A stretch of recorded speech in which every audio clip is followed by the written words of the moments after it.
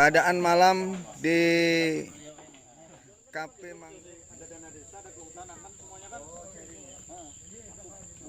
Gubernur juga beberapa kali. Semuanya dibawa masuk sama sini. Oh, betul.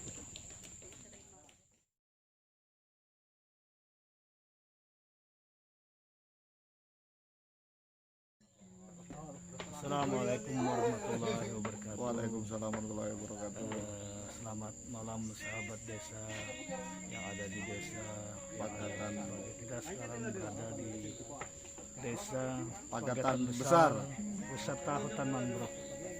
Ya, saat ini kita melihat hutan mangrove di saat malam hari. Nah, jadi ini adalah objek wisata yang cukup indah, cukup menarik, punya keistimewaan tersendiri dan keistimewaan sendiri, dan ini ya mungkin tidak ada di daerah lain karena di sini asri, hutannya rata, ditambah lagi malam-malam ini kafe-kafenya di sini ada untuk beristirahat, ada suasana. Ini cocok untuk menghilangkan kepenatan setelah mungkin sekian hari bekerja. Ini salah satu solusi hutan mangrove ini. Ya, kalau malam-malam juga masih ada yang berkunjung ke sini untuk menikmati alam alami ini. Waalaikumsalam. Selamat malam sahabat desa di seluruh Indonesia.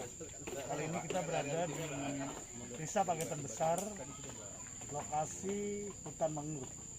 Dan bersama kita hadir di sini ada kepala desanya, kepala desa Pagatan Besar.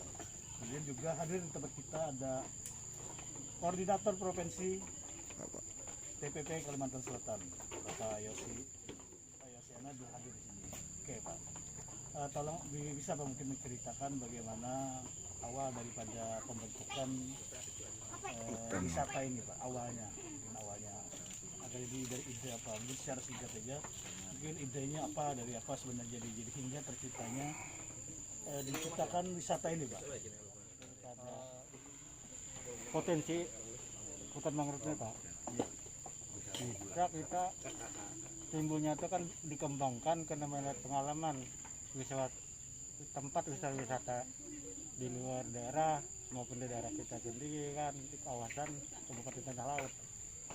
Nah, bahkan kita kan pernah ke Bali, kemudian juga ke Lombok. Jadi disitulah kita timbulnya ide kita gimana caranya untuk memajukan desa kita sehingga kita memanfaatkanlah hutan mangrove. Karena hutan mangrove ini kan yang satu-satunya untuk di Kecamatan Tegisok ini hanya adalah di Desa Pagatan Besar. Di sini kita ada kerjasama ngajak anak-anak muda, termasuk ada sudah yang kebutuhan zaman kepala desa dulu itu kan kelompok Nordawis. Nah, tapi beliau itu kan mungkin nggak ada punya ide untuk bisa mengembangkan. Kalau kita bisa mengembangkan, berarti kita ada membantu perekonomian masyarakat yang nggak ada punya usaha. Akhirnya kan warung bisa jalan, kemudian wisatanya sudah bisa kita jalan, bisa kita memperkenalkan desa kita kan keluar daerah. Bahkan kita kan bisa dikenal orang sampai ke seluruh pelosok Indonesia kan. Nah, karena ini kan zamannya sudah zaman global dan zaman ada media sosial. Nah, jadi kalau kita kembangkan walaupun istilahnya secara bertahap, masukan dari teman-teman kita atau dari warga sendiri yang punya ada ide konsep-konsep supaya menjadi daya tarik. Karena wisata itu kan yang diutamakan itu kebersihan, Pak. Kebersihan, kemudian keunikan yang dibangun. Nah, itu hanya menjadi daya tarik.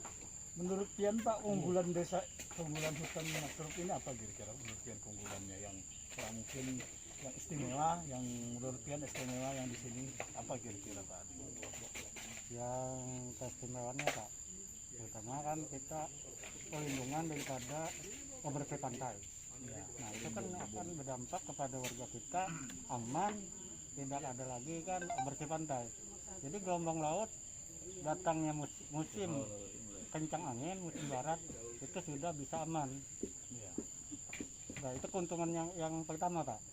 Kemudian daya tariknya yang sehingga orang datang ke sini apa mungkin daya tariknya? Daya tariknya ini kan bangunan ya istilahnya kan Bangunan, dengan ya. sederhana Iya. dengan secara alami tanpa kita permanen, artinya secara memakai alam aja lah. Nah kemudian ini bisa pada waktu musyawarah RKP atau musyawarah desa. Oke. Nah biasanya apakah mungkin ada usulan dari kelompok Darwis berkaitan dengan pembangunan ini menggunakan dana desa, atau mungkin sudah pernah menggunakan dana desa atau belum, itu bisa Untuk usulan tahun 2020, untuk tahun 2020 dan untuk 2021 Pak belum ada. Nanti kita usulkan lagi sesuai dengan aturan dari pemerintah, kita masukkan melalui anggaran dana BUMDes Pak. Nah jadi BUMDes lah yang membina nanti untuk membangun ini, yang dikelola oleh kelompok ya, oleh kelompok Darwis nanti. Oke, makasih Pak. Ini sekarang kita kembali mungkin kepada Pak Yosi. Mungkin menurut dia bagaimana Pak Yosi setelah Bapak melihat suasana alam ini di malam hari ini, mungkin apa masukan atau mungkin ada apa namanya, ada masukan untuk kemajuan wisata desa ini? Silakan Pak Yosi. Masih Pak Haji Parin, Pak Amrani selaku Kepala Desa Pagatan Besar bahwa Maju aja. ketika kita melihat potensi hutan mangrove yang ada di Desa Pagatan Besar ini memang luar biasa Pak ya. Selain luas juga ternyata hutan mangrove ini dimanfaatkan oleh masyarakat desa sebagai penahan abrasi. Nah, abrasi pantai yang ada di wilayah Desa Pagatan Besar yang sudah sejak beberapa tahun yang lalu belum dikembangkan, ternyata ini menjadi potensi wisata. Ya mudah-mudahan ke depan kita hanya berharap bahwa pengembangan potensi ini bisa didorong melalui dana desa. Yang nantinya pengembangan ini diharapkan juga bisa menumbuhkan dan memberikan kontribusi pendapatan desa, apakah itu melalui badan usaha milik desa atau nantinya melalui pengembangan usaha-usaha yang bisa menopang usaha masyarakat. Misalkan nantinya di sekitar lokasi wisata terdapat kios-kios atau warung yang tentunya itu bisa dikelola oleh masyarakat, dan untuk wisata sendiri diharapkan juga dikelola oleh desa. Dan kita berharap juga lokasi ini selain bisa dikembangkan juga utamanya juga dijaga kebersihan lokasi wisata, karena apa, masyarakat kita lebih tertarik ketika lokasi wisata itu selain bagus juga kebersihannya tetap dijaga. Kemudian juga kita berharap bahwa pengembangan wisata ini juga diimbangi dengan informasi edukasi kepada masyarakat tentang hutan mangrove, bahwa ternyata hutan mangrove ini memiliki manfaat dan daya guna yang luar biasa, khususnya masyarakat-masyarakat desa yang berada di pesisir pantai. Karena memang wilayah Kalimantan Selatan ini cukup banyak desa-desa yang berada di pesisir pantai, dan ini ternyata menjadi potensi yang luar biasa ke depan. Insya Allah kita meyakini sih ketika melihat potensi ini, kalau memang benar-benar dikembangkan secara baik, akan memberikan kontribusi yang luar biasa. Kira-kira itu Pak Amrani ya. Mudah-mudahan kita berharap sekali kepada Bapak selaku kepala desa dapat memberikan sumbangsih pemikiran, sumbangsih ide, sumbangsih inovasi Bapak selaku kepala desa untuk pengembangan ke depan. Kira-kira itu Pak. Nah, ini kan Terima kasih. sehingga nanti kan Pak bisa meningkatkan ekonomi masyarakat desa. Betul. Iya. Itu pengaruhnya. Oke.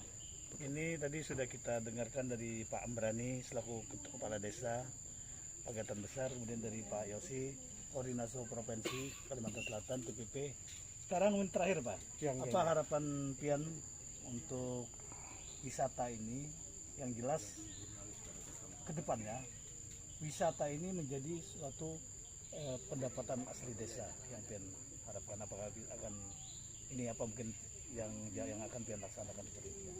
Ya, yang belum laksanakan, pertama kan kita ada kerjasama dengan BUMDes, BUMDes, kemudian kita ada untuk pendapatan desa yaitu PDesa. Dengan diadakannya hasil musyawarah kemarin, beberapa hari yang lalu, kita ada perjanjian, persetujuan dengan untuk dikembangkan wisata mangrove untuk pendapatan desa. kemudian hasil itu nanti kita masukkan lagi tahun-tahun ke depan, kita kembangkan lagi wisata ini supaya menjadi lebih luas lagi, Pak. Oke, terima kasih. Nah, jadi dari wisata atau potensi desa itu akan menjadi satu pendapatan asli desa. Ini intinya sebenarnya. Jadi bagaimana desa mengelola desanya untuk menjadi pendapatan asli desa, ini yang diperlukan. Jadi diperlukan paling tidak regulasi ataupun hal-hal lainnya. Demikian, salam dari Desa Pagatan Besar. Assalamualaikum warahmatullahi wabarakatuh. Waalaikumsalam.